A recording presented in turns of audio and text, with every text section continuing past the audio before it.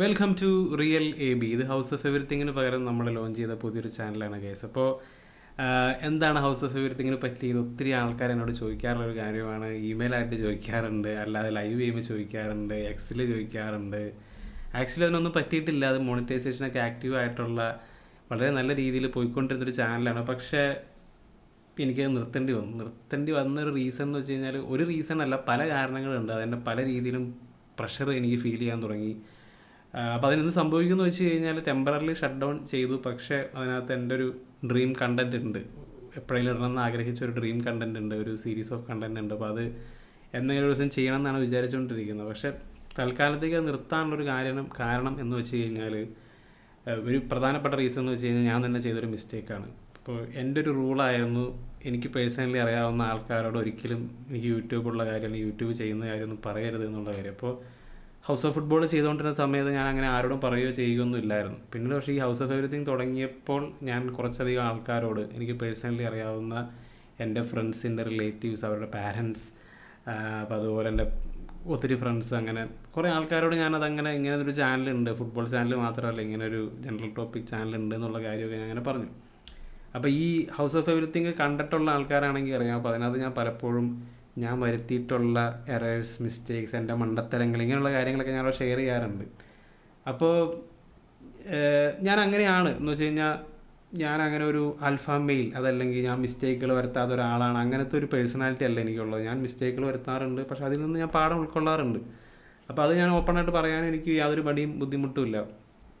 പക്ഷേ ഈ ഈ പറയുന്ന ആൾക്കാർ, എൻ്റെ ഫ്രണ്ട്സ് അല്ലെങ്കിൽ അവരുടെ റിലേറ്റീവ്സ്, ഇങ്ങനെയുള്ള ആൾക്കാരൊക്കെ ഇത് കാണുന്നുണ്ട് എന്നറിഞ്ഞപ്പോൾ അതിൻ്റേതായ ഒരു പ്രഷർ വരാൻ തുടങ്ങി. ഇപ്പോൾ ഞാൻ ചെയ്യുന്ന മണ്ടത്തരങ്ങളൊക്കെ ഒരു അറിയുന്നുണ്ടല്ലോ, അല്ലെങ്കിൽ എന്നെ പേഴ്സണലി അറിയുന്ന ആൾക്കാർക്ക് ഇത് അറിയുന്നുണ്ടല്ലോ എന്നുള്ളൊരു ഒരു പ്രഷർ. അല്ല, അങ്ങനെ ഇതെനിക്ക് എങ്ങനെയാണ് എക്സ്പ്ലെയിൻ ചെയ്യണമെന്ന് എനിക്കറിയില്ല. അപ്പോൾ അങ്ങനത്തെ ഒരു ഫീലിംഗ് എനിക്ക് വരാൻ തുടങ്ങി. അപ്പോൾ അങ്ങനെ ചില സമയത്ത് എനിക്ക് സെൽഫ് ക്രിഞ്ച് അടിക്കാൻ തുടങ്ങി. അപ്പോൾ അങ്ങനെ ചില കണ്ടൻറ്റുകളൊക്കെ ഞാൻ തന്നെ പ്രൈവറ്റ് ആക്കാൻ തുടങ്ങി. പിന്നീട് ഒരു വീഡിയോ ചെയ്യാനിരിക്കുക എന്ന് പറഞ്ഞു കഴിഞ്ഞാൽ മനസ്സിനൊരു സന്തോഷം കിട്ടാത്തൊരവസ്ഥയായി. അപ്പോൾ എനിക്ക് ആക്ച്വലി വീഡിയോകൾ ചെയ്യുന്നത് ഇഷ്ടമാണ്, പക്ഷേ നമുക്കത് എൻജോയ് ചെയ്യാൻ പറ്റുന്നില്ല. എനിക്കല്ലെങ്കിൽ ഓപ്പണായിട്ട് കുറേ കാര്യങ്ങൾ പറയാൻ പറ്റുന്നില്ല. ഇപ്പോൾ എൻ്റെ സ്വന്തം പാരൻസ് കാണുമായിരുന്നു, അപ്പോൾ എൻ്റെ ചില വാക്കുകളൊന്നും എനിക്ക് ഓപ്പണായിട്ട് ഉപയോഗിക്കാനേ പറ്റുന്നില്ല.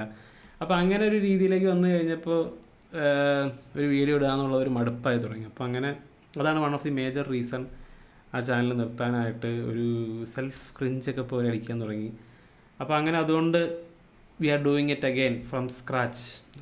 ആരോടും പറയുന്നില്ല, ആരെ അറിയിക്കുന്നില്ല. അതുപോലെ തന്നെ മറ്റൊരു കാര്യം എന്ന് പറഞ്ഞു കഴിഞ്ഞാൽ, അതിനകത്ത് പല സ്റ്റൈലിലുള്ള കണ്ടൻറ്റ്സ് ഞാൻ ഇട്ടിട്ടുണ്ട്. ഇപ്പോൾ വീഡിയോസൊക്കെ ആദ്യം ഇടുന്ന സമയത്ത് ഒരു കെ സി നൈസ്റ്റാറ്റ് സ്റ്റൈലാണ് പിടിച്ചത്. അപ്പോൾ അന്ന് എനിക്കത് കെ സി നൈസ്റ്റാറ്റിൻ്റെ വീഡിയോ കണ്ടിട്ട് അതുപോലെ ചെയ്യണമെന്ന് ഭയങ്കര ആഗ്രഹം മൂത്ത് അങ്ങനെ കുറച്ച് കണ്ടൻറ്റ് ചെയ്ത് നോക്കിയിരുന്നു. പക്ഷേ ചെയ്ത് നോക്കിക്കഴിഞ്ഞപ്പോഴാണ് മനസ്സിലായത്, അതുപോലെ ചെയ്യാമെന്ന് പറഞ്ഞു കഴിഞ്ഞാൽ എന്നെ കൂടെ നടപടിയാവുന്ന കാര്യമല്ല.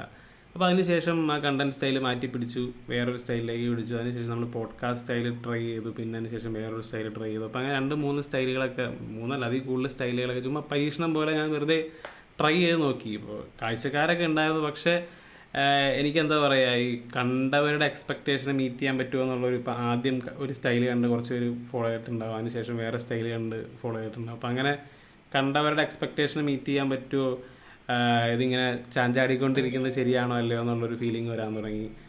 അപ്പോൾ അതുകൊണ്ട് തന്നെ മൊത്തത്തിൽ ഒരു സുഖം തോന്നുന്നുണ്ടായില്ല. അപ്പോൾ അതുകൊണ്ട് ഈ ഒരു ചാനലിലേക്ക് വന്നു കഴിയുമ്പോൾ ഞാൻ ഓൾറെഡി ഒരു സാമ്പിൾ കണ്ടൻറ് ഇട്ടിട്ടുണ്ട്. അപ്പോൾ ആ ഒരു സ്റ്റൈലിൽ തന്നെയായിരിക്കും ഇനി അങ്ങോട്ട് വീഡിയോസ് ഉണ്ടാവുക. അപ്പോൾ ബേസിക്കലി ഇതൊരു കമൻട്രി ചാനലാണ്. Commentary channel in the sense, നമ്മളിപ്പോൾ ജനറലി നടക്കുന്ന കാര്യങ്ങൾ, പോപ്പ് കൾച്ചർ, അതുപോലെ തന്നെ വേൾഡ് വ്യൂസ്, അങ്ങനെ കാര്യങ്ങളൊക്കെ നമ്മൾ മറ്റേ ചാനൽ പറയുമായിരുന്നു. അപ്പോൾ അങ്ങനെയുള്ള കാര്യങ്ങളൊക്കെ ഉൾപ്പെടുത്തിയിട്ടുള്ള ഒരു ചാനലാണ്. അപ്പോൾ അത് ഭയങ്കര ഇൻഡെപ്ത്ത് റിസർച്ച് ചെയ്തിട്ടുള്ള ചാനലല്ല. അതാണ് ആദ്യമേ പറഞ്ഞൊരു കമൻട്രി ചാനലാണ്. എനിക്കറിയാവുന്ന കാര്യങ്ങൾ വിത്ത് മിനിമൽ റിസർച്ച് എന്ന് ഞാൻ പറയുള്ളൂ. മാക്സിമം കണ്ടൻറ്റ് ഇടാനാണ് ഞാൻ ശ്രമിക്കുക ഈ ഒരു ചാനലിലേക്ക് വന്നു കഴിയുമ്പോൾ. എന്നെ കൊണ്ട് പറ്റാവുന്ന രീതിയിൽ പരമാവധി കണ്ടൻറ്റ് ഇടുക, ഫാസ്റ്റ് കണ്ടൻറ്റ് ഇടുക എന്നുള്ളതാണ് ശ്രമിക്കുക. അപ്പോൾ ചിലപ്പോൾ പറഞ്ഞേക്ക് സീക്രട്ട് ഏജൻറ്റ് മോഡൽ ചാനലാണോ? അപ്പോൾ അത് എൻ്റെ ഒരു ഫ്രണ്ട് ഇങ്ങനെ പറഞ്ഞിരുന്നു, നീ സീക്രട്ട് ഏജൻറ്റിനെ പോലെ പല കാര്യങ്ങളും പറയാൻ തുടങ്ങിയല്ലേ. അപ്പോൾ അങ്ങനെ ആ ഒരു ലെവലിലേക്കൊന്നും നമ്മൾ പോകുന്നില്ല. അത്രയും എന്താ പറയുക, പരത്തി കാര്യങ്ങളൊന്നും ചെയ്യുന്നില്ല. അല്ലാതെ എനിക്കെന്താണ് ഇൻട്രസ്റ്റിംഗ് എന്ന് തോന്നുന്നത് അതിനെക്കുറിച്ച് മാത്രമേ ഈ ഒരു ചാനലിലേക്ക് വന്നു കഴിയുമ്പോൾ, അല്ലാതെ വെറുതെ റീച്ചിന് വേണ്ടി ചെയ്യാൻ പറ്റുന്നൊരു കാര്യം എന്ന് വെച്ച് കഴിഞ്ഞാൽ, ഏറ്റവും ട്രെൻഡിങ് ആയിട്ടുള്ള ടോപ്പിക് എടുത്തിട്ട് ഇപ്പോൾ അതിനെക്കുറിച്ച് ചർച്ച ചെയ്യുക എന്നുള്ളതാണ്. ഇപ്പോൾ ബോബി ചെമ്മണ്ണൂരിൻ്റെ ടോപ്പിക്കൊക്കെ എടുത്തു കഴിഞ്ഞാൽ അത് വെച്ചിട്ടൊരു 4-5 കണ്ടൻറ്റൊക്കെ ഉണ്ടാക്കാം. അപ്പോൾ അങ്ങനത്തെ പരിപാടിയൊന്നുമല്ല. അല്ലാതെ നടക്കുന്ന എനിക്ക് പേഴ്സണലി ഇൻട്രസ്റ്റിംഗ് ആയിട്ട് തോന്നുന്ന കാര്യങ്ങൾ എന്താണോ അതിനെക്കുറിച്ച് മാത്രം വീഡിയോ ഇടുക എന്നുള്ളൊരു ഉദ്ദേശമാണ് ഇതിനകത്ത് വയ്ക്കുന്നത്. ഇപ്പോൾ നമുക്കറിയാം മാർക്കസ് ബ്രൗൺലീനെ നിങ്ങൾക്ക് പലരും അറിയായിരിക്കും, വളരെ വലിയൊരു ടെക് യൂട്യൂബറാണ്. അപ്പോൾ പുള്ളിക്കാരൻ്റെ ഒരു വീഡിയോ ഞാൻ കുറേ കാലം മുമ്പ് കണ്ടിട്ടുണ്ട്. അപ്പോൾ പുള്ളി പറഞ്ഞൊരു കാര്യമുണ്ട്. അപ്പോൾ പുള്ളി ഒരു വീഡിയോ ചെയ്യുമ്പോൾ തോട്ട് പ്രോസസ്സ് എന്ന് വെച്ച് കഴിഞ്ഞാൽ അയാളൊരു ഓഡിയൻസായിട്ട് കണക്കാക്കുകയാണെങ്കിൽ പുള്ളി ചെയ്ത വീഡിയോ പുള്ളി ക്ലിക്ക് ചെയ്ത് കാണുമോ എന്നുള്ളതാണ് പുള്ളി ഒരു വീഡിയോയുടെ മാനദണ്ഡമായിട്ട് വയ്ക്കുന്നതെന്നുള്ള കാര്യം പുള്ളി പറഞ്ഞിരുന്നു. അപ്പോൾ എന്ന് പറയുന്ന പോലെയാണ് ഇപ്പോൾ ഞാനിടുന്ന കണ്ടൻറ്റ് എനിക്ക് ഏറ്റവും ഇൻട്രസ്റ്റിംഗ് എന്ന് ഫീൽ ചെയ്യുന്ന കണ്ടൻറ്റുകളായിരിക്കും ഇവിടെ ഇടുക. അപ്പോൾ നമ്മുടെ ഹൗസ് ഓഫ് എവരിത്തിങ് കണ്ട് ഇഷ്ടപ്പെട്ടിട്ടുള്ള ആൾക്കാരാണെങ്കിൽ പ്ലീസ് ഡു സബ്സ്ക്രൈബ്. നമ്മളിവിടെ കൂടുതൽ കണ്ടൻറ്റുകൾ ചെയ്യുന്നതായിരിക്കും. സോ നമുക്ക് മറ്റൊരു വീഡിയോയുമായി വീണ്ടും കാണാം. Until next time, take care.